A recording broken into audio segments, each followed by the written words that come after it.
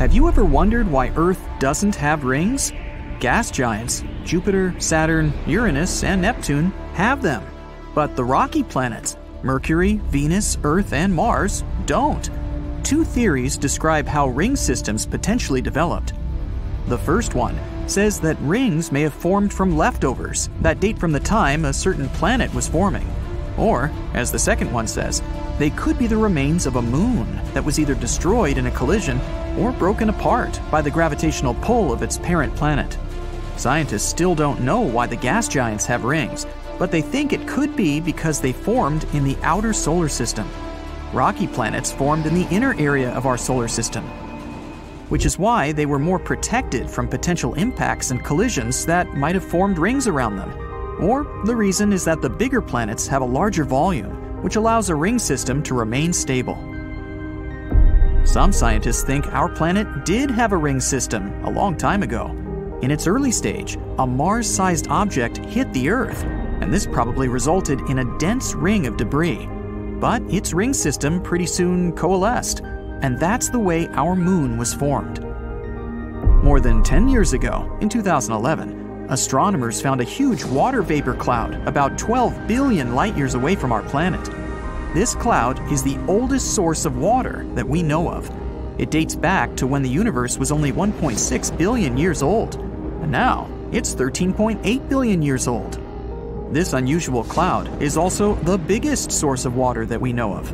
It holds 140 trillion times the amount of water that the Earth contains in all its oceans. Enormous. The cool thing is, this vapor cloud is kind of feeding a black hole.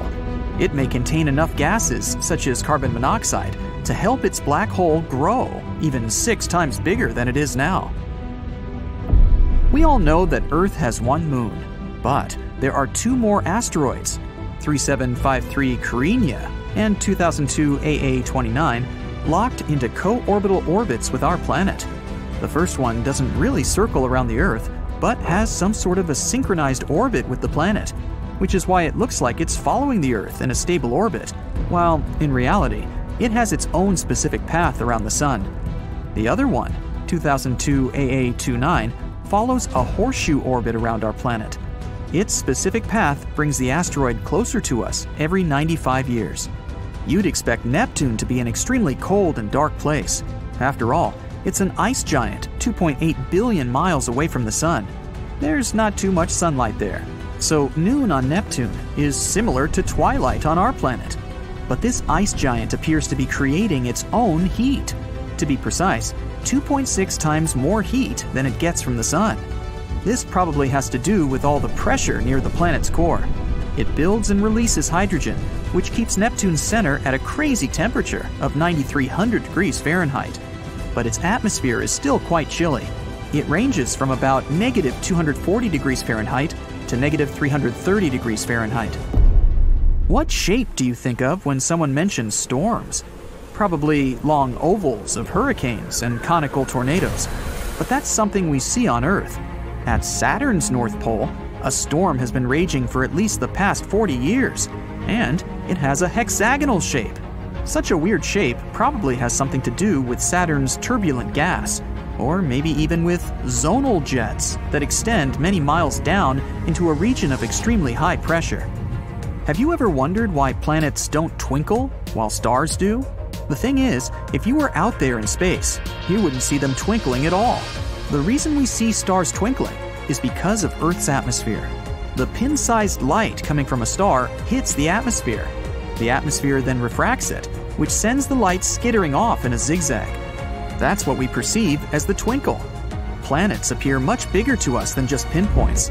And yes, their light zigs and zags after hitting the atmosphere too. But those motions cancel each other out, which is why we don't see twinkling, but only a steady glow. In some regions, you can expect big changes in temperature. For example, in Montana, where in a single day, temperatures went from negative 54 degrees Fahrenheit to 45 degrees Fahrenheit. Yeah, sounds like a lot, but it's still nothing compared to Mercury, where temperatures tend to vary over 1,000 degrees Fahrenheit in a single day. They start out at negative 280 degrees Fahrenheit at night, and eventually go up to 800 degrees Fahrenheit during the daytime. Picture a wardrobe you'd need to prepare for a single 24-hour visit to Mercury. Why doesn't the atmosphere of our home planet vanish and disappear into the vacuum of space? Even though we can't see them, the gas and vapor molecules that our atmosphere consists of all have mass. As such, all of these molecules feel the gravitational pull of the Earth, just like we do. They could escape, true, if they had enough energy. For instance, if our planet was closer to the Sun, the atmosphere would be hotter and its molecules could get away easier. But the Earth, fortunately, is just at the right distance from the Sun and has exactly enough mass to keep its atmosphere in the same place. When you think of volcanoes, you probably picture hot molten lava coming out of them. At least, that's how it works on Earth. But in space, volcanoes can spew methane, water, or even ammonia. Up there, a volcano can also spew specific materials that freeze as they erupt. Then they turn into frozen vapor and some sort of volcanic snow. It's a common thing on Jupiter's moons Europa and Io, also on Pluto and Saturn's moon Titan. They're called cryovolcanoes, and Io has extremely active ones. Over there, you'd see hundreds of vents with plumes of frozen vapor that tend to extend about 250 miles. And NASA vehicles have even captured some erupting in real time. Bam! Planets, moons, asteroids, comets, and stars, they can all collide. And galaxies too. Our galaxy, the Milky Way, is 2.5 million light-years away from Andromeda, our closest galactic neighbor. Astronomers believe the Milky Way is on a collision course that will destroy both galaxies in the distant future. Or at least, galaxies as we know them. The two galaxies are going faster and faster toward each other at a rapid clip, 250,000 miles per hour. It will be chaotic, and many planets and stars won't survive the collision. Eventually, these two massive entities will merge and turn into a completely new, unrecognizable galaxy. But here's a small comfort. Scientists assume this is not scheduled to happen for another 4 billion years. In case you want to fuse two pieces of metal together, you already know the only way to do that is to apply heat so these pieces can reach their melting points. In space, you don't need heat to do such a thing, or basically, any action at all. We call it cold welding, and such a phenomenon happens when you slide the metal pieces over each other. In that case, they wear away their protective oxide layers. On Earth, these layers stop them from fusing, but in space, this type of protection disappears. That's why the electrons from one piece of metal just flow into the other piece. And ta-da! They're one without any effort. Scientists used to believe the Earth was the only planet in our solar system with tectonic activity going on. Tectonically active means plates under the crust are moving. This process releases heat, which then deforms the Earth's surface and leads to it shrinking. But now, we know this happens on other planets too. Mercury is also shrinking, and scientists found it out in 2016 when the Messenger spacecraft orbited the planet and sent back some important data. It revealed that there were cliff-like landforms known as fault scarps on Mercury's surface. Since these landforms are relatively small, they probably didn't form that long ago. That means Mercury is still contracting, even 4.5 billion years after our solar system was formed. Jupiter's Great Red Spot is shrinking as well. It's a huge storm that rages on the planet's surface. It's reddish, a bit oval in shape, and more than 10,000 miles wide. Yep, that's big enough to swallow the Earth. And now, it's been slowly but surely shrinking for a couple of centuries. The Great Red Spot is just one of many high-pressure storms that occur across Jupiter due to all those gases present there, which is something that classifies Jupiter as a gas giant. But just because it's shrinking doesn't mean the Great Red Spot is going to blow itself out anytime soon. It's even growing taller. Have you heard about a diamond star that could put all the riches on Earth to shame? Or how about twinkling stars with surfaces made of solid iron? So let's take a look at these weird stars and try to unravel their mysteries. There's a star in the Centaurus constellation that was nicknamed Lucy in the Sky with Diamonds. Yes, it was named after a Beatles song, because it basically is a Beatles song. You see, the star was discovered to have a massive diamond at its core.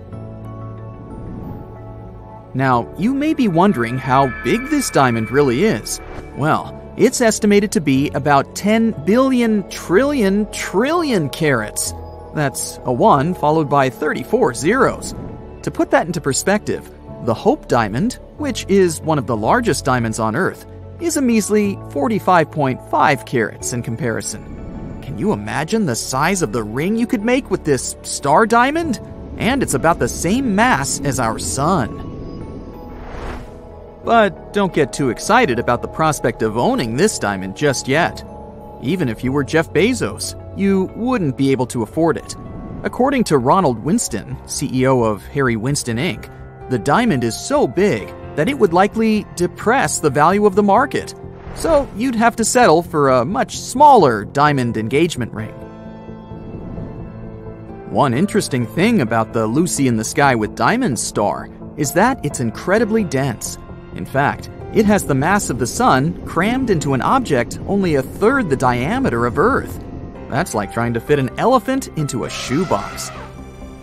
And yet, despite its massive size, it's actually quite cool, with a core temperature of only about 12,000 degrees Fahrenheit. By comparison, the core temperature of our Sun is about 27 million degrees Fahrenheit. Since the discovery of Lucy in the Sky with Diamonds, several other crystallized stars have been found, some with diamond hearts the size of Earth. It just goes to show that the universe is full of surprises, and you never know what kind of treasures you might find out there in the vast expanse of space. And this isn't the only weird star we've discovered so far. There are many strange, unexplained things in outer space. For example, let's take Vega.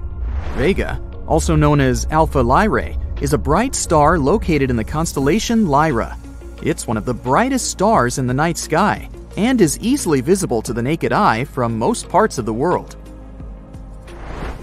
Now, Vega may look like a beautiful, bright star to us Northern Hemisphere folks, but little do we know, it's hiding a secret. It's actually quite squashed. You see, Vega's high spin rate causes it to bulge at the equator, kind of like a cosmic belly.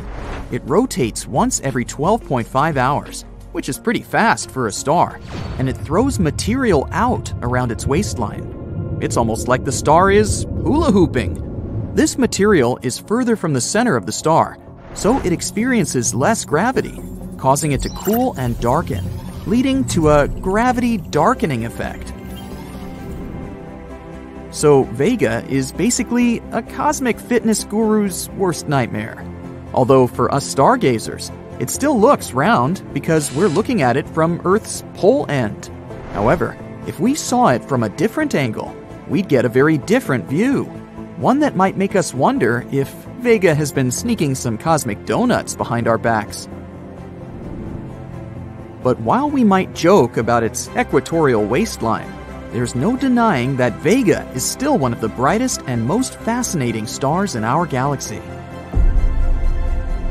But if you want something actually bright, then how about a supernova? Supernovas are giant space booms that occur when stars reach the end of their life cycle. It's like the grand finale of a fireworks show, but on a cosmic scale. They release more energy in a few seconds than our sun will produce in its entire lifetime. And this is exactly what happened to the next star of our show. This celestial object with a weird name, IPFT 14HLS. But there's a catch. It isn't your average supernova. Even though this star made a blast in 2014 and started to fade away like usual, recently it made an unexpected comeback and brightened once more. Talk about a dramatic entrance. And if that wasn't enough, this thing continued to fade and brighten at least 5 times in total, which is a bit like a yo-yo. It's like the star just couldn't make up its mind about whether it wanted to stay bright or fade away into the abyss.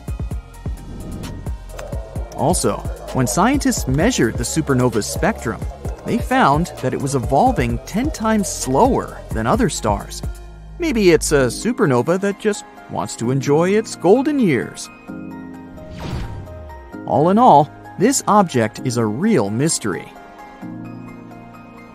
But this is not the only star suffering from the two-in-one syndrome. At first glance, MY Camelopardalis appears to be a fairly common star, but after a closer look, astronomers concluded it was actually two stars in one. These two stars are orbiting each other at over 600,000 miles per hour. It's a contact binary star system, which means that the stars are so close together that they share a common envelope. In other words, they're so close to each other that they're practically smooching. These celestial Romeo and Juliet are one of the most massive known binary stars out there. Each of them individually weighs in at a whopping 32 and 38 solar masses, respectively. Astronomers also think that they might be on the brink of a stellar merger, which means that one day they might just combine into one giant superstar. Wow, who knew space could be so romantic? Next, introducing another long name, HD 140283, also known as Methuselah's star. This little guy in the constellation Libra has been around for a while, and by a while, I mean a really long time. Actually, scientists used to think it was older than the universe itself. Just imagine if it turned out to be true. But eventually, they figured out that it's actually around 14.8 billion years old, a peer of our universe. That's still pretty impressive though. This star is so old, it remembers when the Milky Way was just a baby galaxy. But despite all that, this star still has some life left in it. It's just starting to expand into a red giant, which is kind of like when you hit your 30s. Talk about aging well. But if all these things are somewhat comprehensible, then how about a star that was literally named WTF star by scientists? No, I'm not kidding. At least it used to be. Now it's called Tabby's star. It also has a more scientific name, but that one is a bit of a mouthful. But what's really bizarre about this star is its irregular dimming. For some reason, it doesn't glow like a normal star, but blinks, as if someone turned on and off a flashlight. And it's not just a little dip, we're talking up to a 22% drop in light. So it's not because it sometimes gets blocked by a planet or something. Scientists have come up with all sorts of explanations for this strange behavior, from comets to dust to even an extraterrestrial megastructure. That's right, but before your imagination runs too wild, it's important to note that the most likely explanation is just plain old dust. Perhaps the star is surrounded by some kind of dust cloud, and sometimes it prevents us from seeing it clearly. Although this explanation is still not 100% confirmed, there are still plenty of mysteries surrounding Tabby's star. One thing's for sure, it may be a bit of an oddball, but that's what makes it so fascinating. So, there you have it, folks. We're left in awe of the incredible diversity and strangeness of the cosmos. There's so much more to discover out there. So let's keep exploring and keep being amazed by the wonders of the universe.